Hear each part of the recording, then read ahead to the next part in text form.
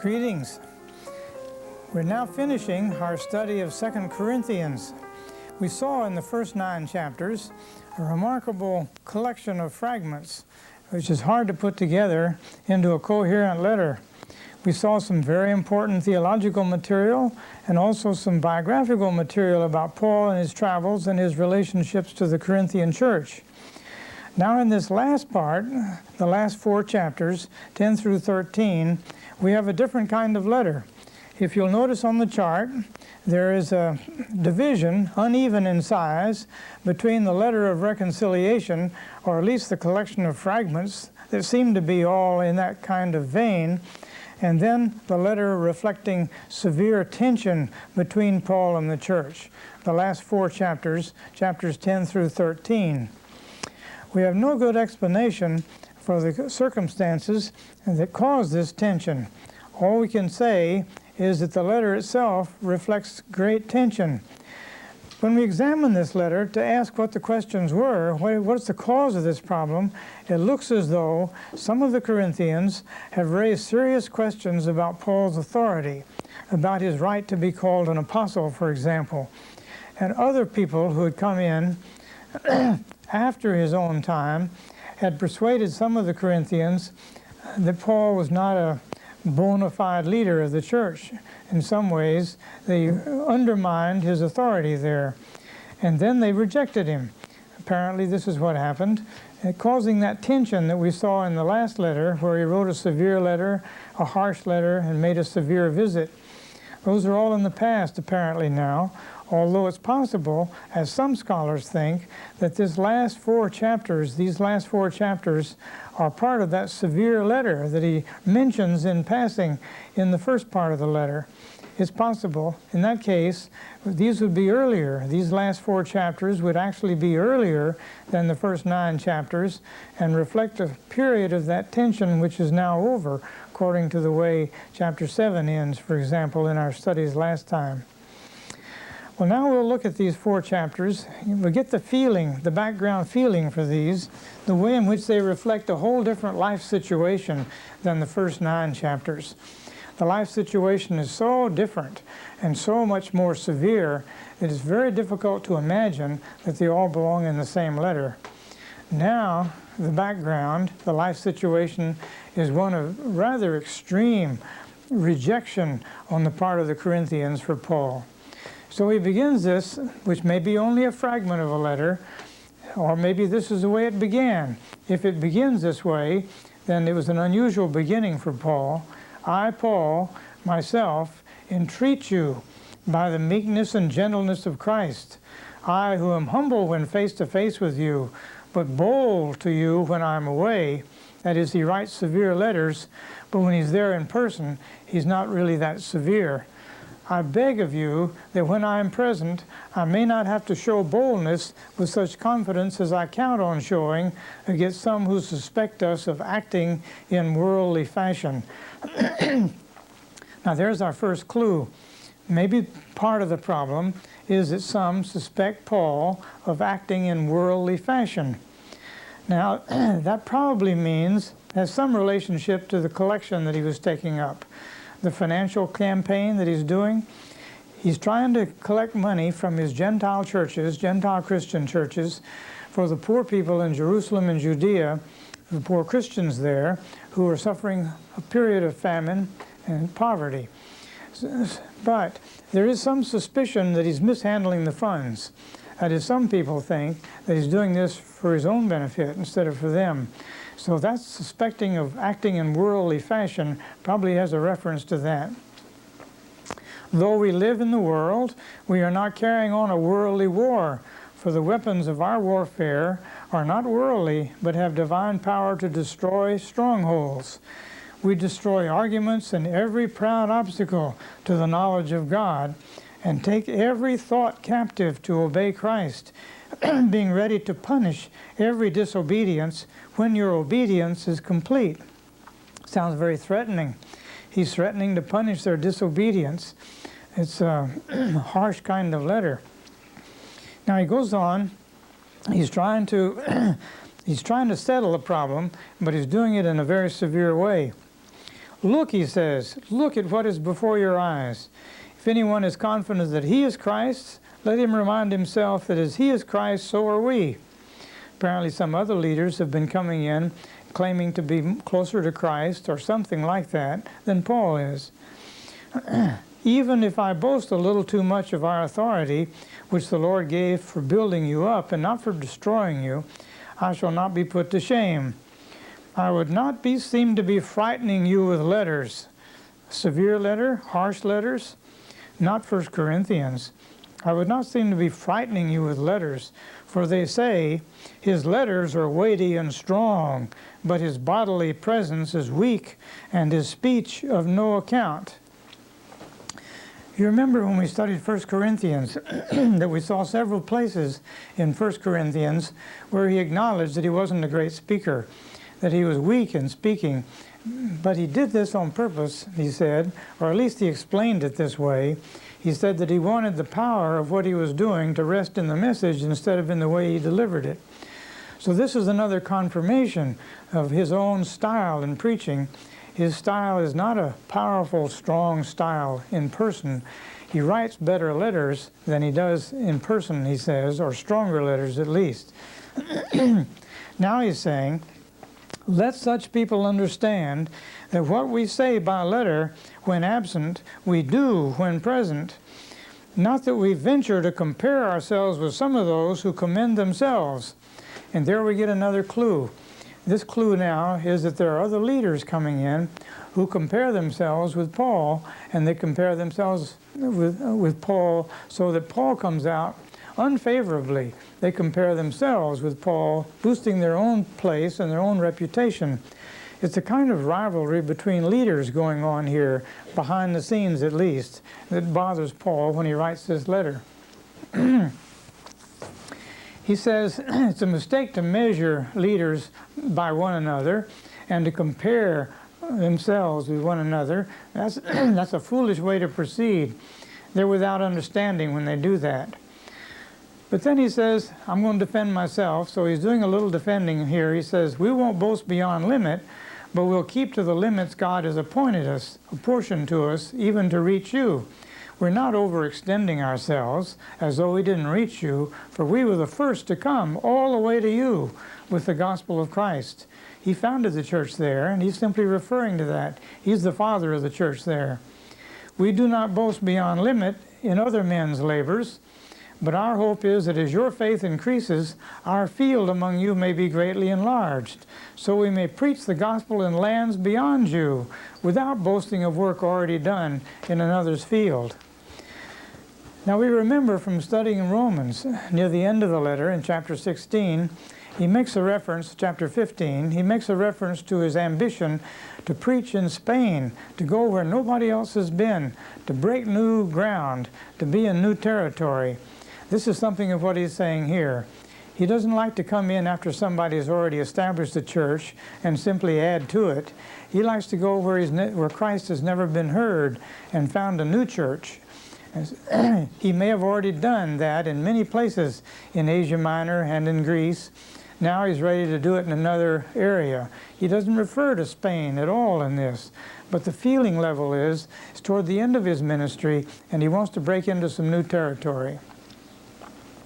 Now in chapter 11, he starts a very sarcastic section. He knows it's sarcastic. He asks them to bear with him because it's foolishness. He pleads with them to bear with him. He says, don't take too seriously what I'm doing now, but I want you to see how this sounds. He says, I feel a divine jealousy for you, for I betrothed you to Christ to present you as a pure bride to her one husband. That is, he's the founder of the church there. But I am afraid that as the serpent deceived Eve by his cunning, a reference, of course, to Genesis, your thoughts will be led astray from a sincere and pure devotion to Christ. Now here's the key. If someone comes and preaches another Jesus than the one we preached, another Jesus doesn't mean a different Jesus. It means another viewpoint about Jesus. Or if you receive a different spirit from the one you received, or if you accept a different gospel from the one you accepted, you submit to it readily enough. Somebody's been coming in, preaching another view of Jesus, preaching another concept of the Spirit, and preaching another gospel, a different gospel.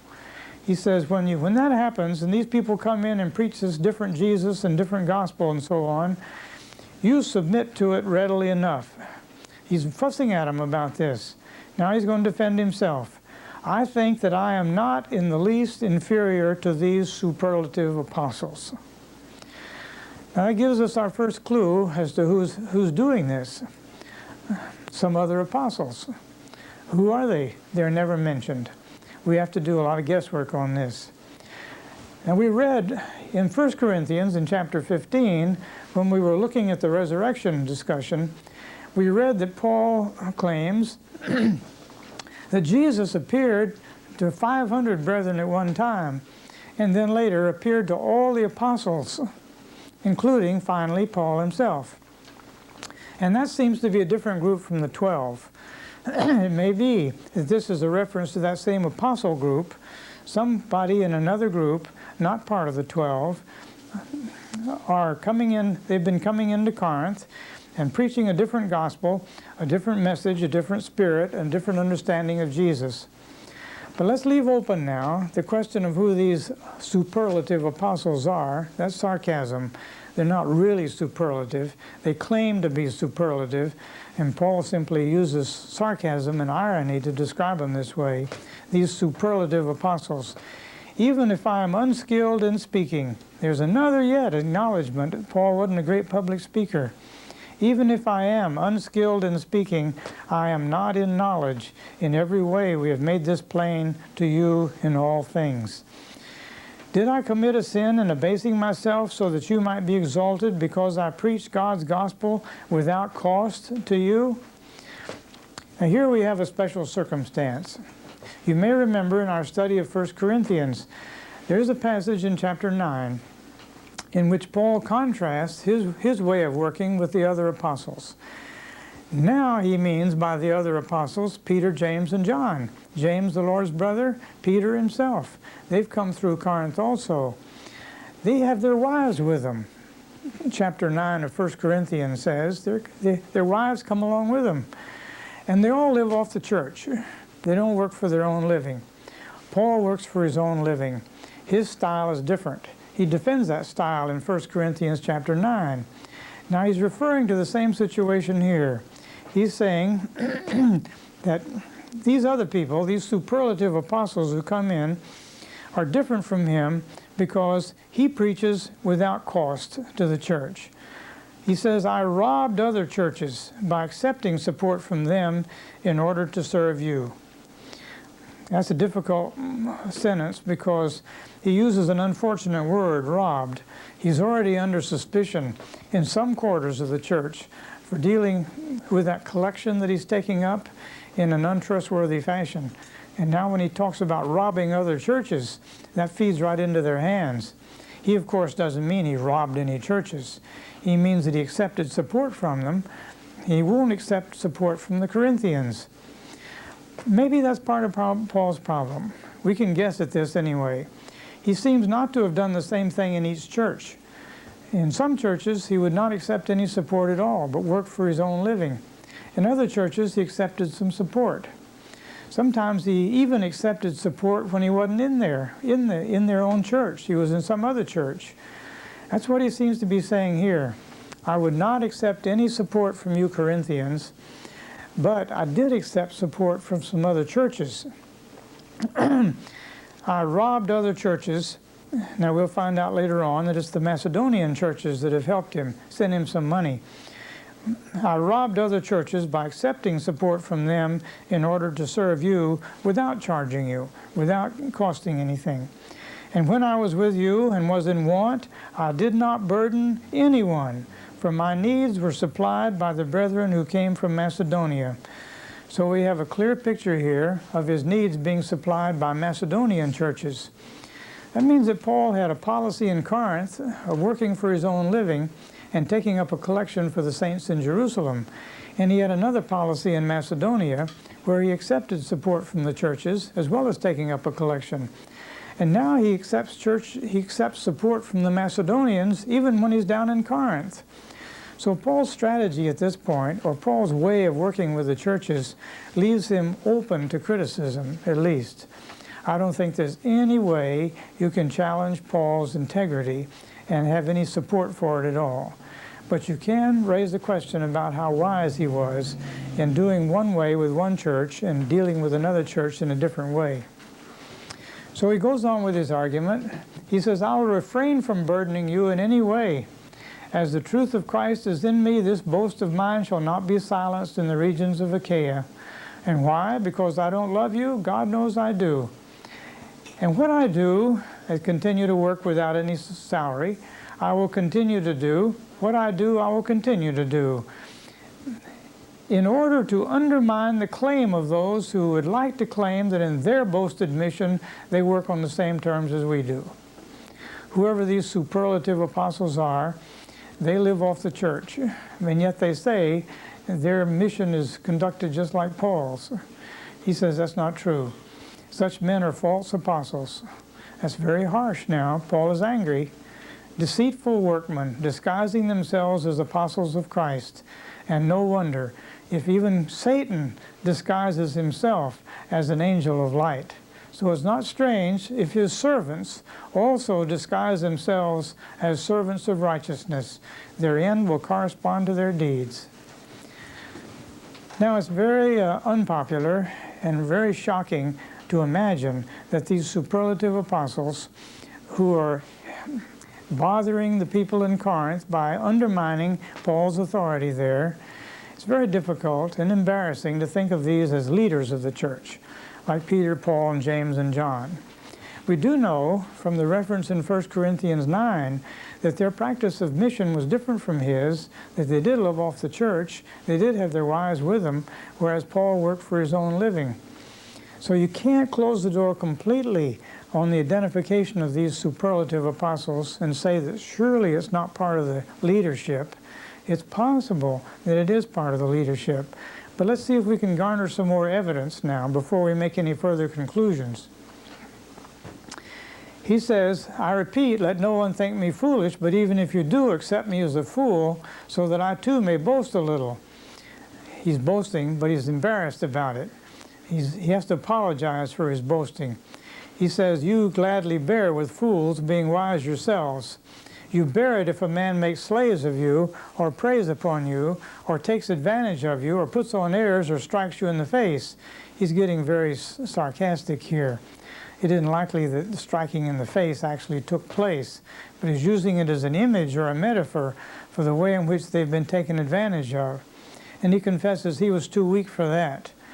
But he says, whatever anybody dares boast of, and he acknowledges that he's speaking as a fool yet, I also dare to boast of that. Now we get a little more identification, who these people are. Are they Hebrews? So am I. Are they Israelites? So am I. Are they descendants of Abraham? So am I. Are they servants of Christ? I'm a better one. Now we have a fuller picture of these disciples, or these Christian apostles who are undermining Paul. They're Hebrews, they're Israelites, they're descendants of Abraham, they're Jews therefore, not Gentile Christians, and they're servants of Christ. This is how they describe themselves. Paul says, I am each of those two, only when you come to this one, I'm a better one. Now we have a very fortunate appendage to this, in a sense. Paul gives a long list of the things he's gone through as a servant of Christ, the sufferings he's had, in order to substantiate that he's a better one. But he confesses before he does this, I'm talking like a madman. He's not really proud of this boasting. He wants you to understand that he is driven to it. He has to do it. So he describes things, some of which we know something about, most of which we know nothing about.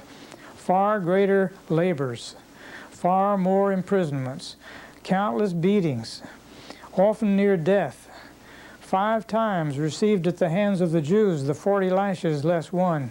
39 lashes was the maximum punishment in Judaism.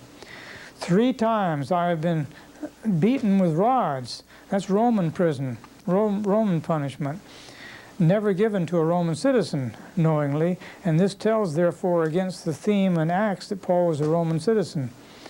Once I was stoned. 3 nights, 3 times I have been shipwrecked. A night and a day, adrift at sea, on frequent journeys, from danger from rivers, danger from robbers, danger from my own people, that's Jews, danger from Gentiles, danger in the city, danger in the wilderness, danger at sea. And now we have the most important of all of these. He means physical danger. His life is in peril. Danger from false brethren. Paul just didn't have enemies among the Jews and the Gentiles. He had mortal enemies among false brethren, among other Christians. So you can see from this reference how strong and how important the tensions are within the church itself. Then he goes on to say, in toil and hardship, through many a sleepless night, in hunger and thirst, often without food, in cold and exposure. All those things are physical things.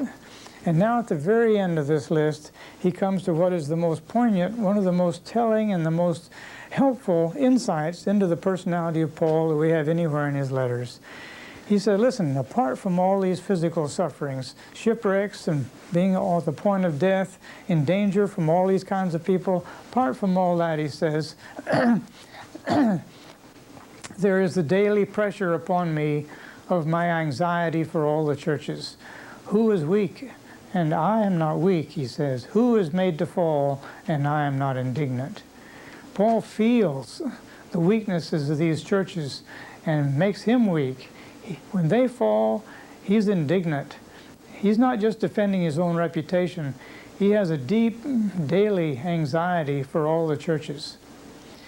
He goes on with this boasting. If I must boast, I'll boast of the things that show my weakness. The God and Father of our Lord Jesus, he who is blessed forever, knows that I don't lie. He takes an oath. That's an oath. He's taking an oath here because somebody is saying that he's not telling the truth. So he takes an oath that he's not lying. At Damascus, for instance, the governor, under King Aretas, guarded the city of Damascus in order to seize me. But I was let down in a basket through a window in the wall and escaped his hands. This is just simply another one of his narrow escapes. We have a brief account of what seems to be the same occasion in the book of Acts. There, his enemies are not King Aretas, but there his enemies are jealous Jews or zealous Jews who don't like his preaching. And there, instead of being lowered down in a basket through a window in the wall, he's lowered over the wall in a basket.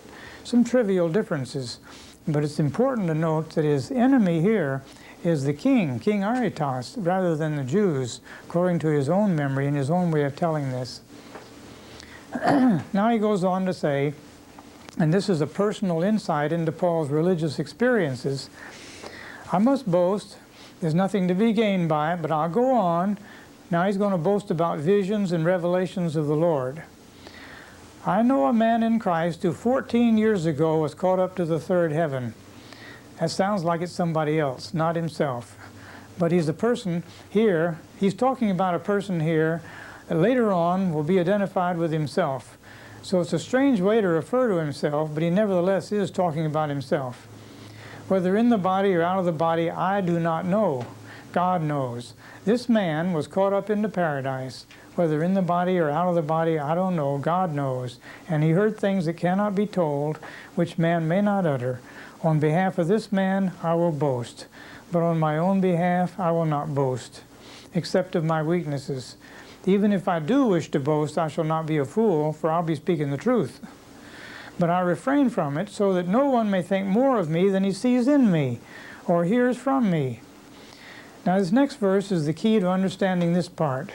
He says, to keep me from being too elated by the abundance of revelations. Now it's me, not somebody else. He's the one who's had the abundance of revelations. He's the one who is carried up to the third heaven. And so he's now acknowledging that the man he was talking about before, that he can boast about, is himself. to keep me from being too elated by the abundance of revelations, a thorn was given me in the flesh, a messenger of Satan to harass me, to keep me from being too elated. That's a famous episode. We don't know for sure what this thorn in the flesh was. This thorn in the flesh was some kind of a physical ailment. He mentions it in another letter, Galatian letter. So we know there's some kind of physical problem, probably the same thing there as here, but we can't identify with any precision what that was.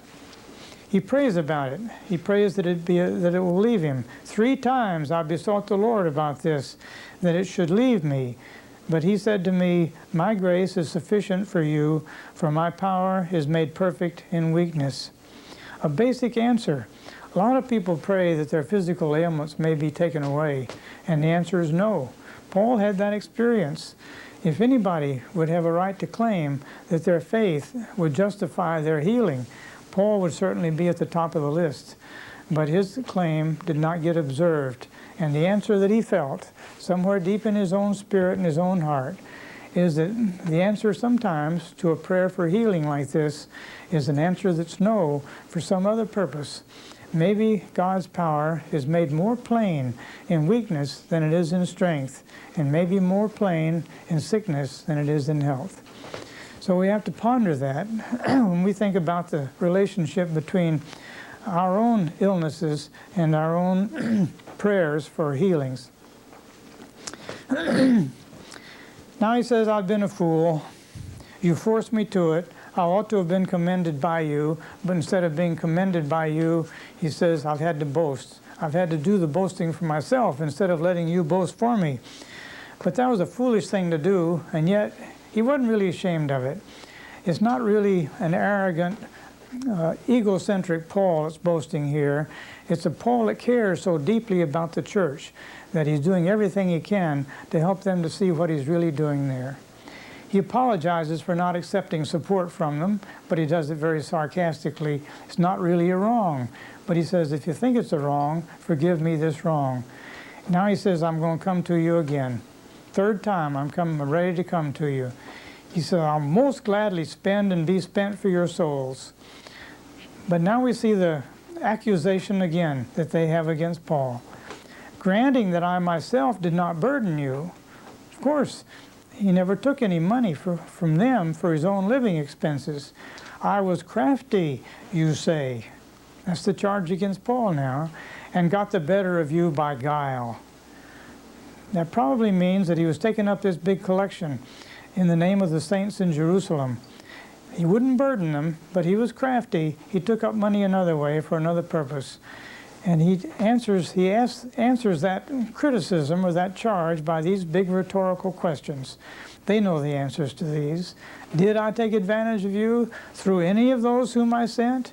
I urged Titus to go and sent the brother with him. Did he take advantage of you? Didn't we act in the same spirit? Didn't we have to take the same steps? And the answer to all those is, of course. There's no real grounds for this kind of thing. All this letter, this whole section of the letter is an angry, defensive apology, criticism of his own relations with the Corinthians. He says now finally he's coming a 3rd time, and this time, if you've got any charges against me, get your witnesses ready. I want to hear what they have to say. And he's going to defend himself. But then he ends the letter on a very ironic note. He says, finally, brethren, farewell, mend your ways, heed my appeal, agree with one another, live in peace. The love of God and peace will be with you. Greet one another with a holy kiss. All the saints greet you.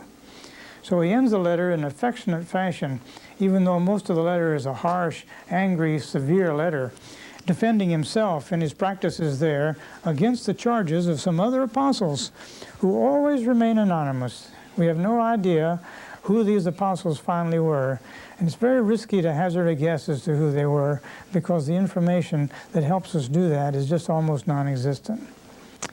So you see, Paul was in trouble in his own church. As great a person as Paul could be misunderstood, misrepresented, maligned, and talked about, forced to defend himself in a little letter like this. It's no wonder the letter was not completely preserved. It's not the kind of letter that you want to preserve and keep as a very valuable token of your relationships with the Apostle Paul, the founder of the church. Now, when we reflect on this in terms of our own church life, questions like this can come up. Do we have these kind of strong tensions in the church today? What causes them? How do we handle them? Do you have to defend yourself and explain the way Paul does? What kind of relationships can you parallel against what Paul had to do in Corinthians? And how do you feel about that long list of sufferings that Paul gives, the way he explains his own personal sufferings? Is that something which deepens your appreciation of Paul, increases your knowledge of his life? Wouldn't it be wonderful to know all the details of all those things? We just have this briefest of hints. It's a stormy letter, written in a stormy time, apologetic and angry. But maybe there's a place sometimes for this tension. In your own church, do you have these kinds of tensions? Does tension always have to be bad? Can you use tension creatively and make it come out good? In what ways are you using the tensions in your church creatively so that good will come out of them? Those are questions that you have to relate to your own church, and this letter may help you do that. We turn now in the next study, to the letters to the Thessalonians. We'll do those both in one session. So we'll look forward to studying together Thessalonians in our next session. See you then.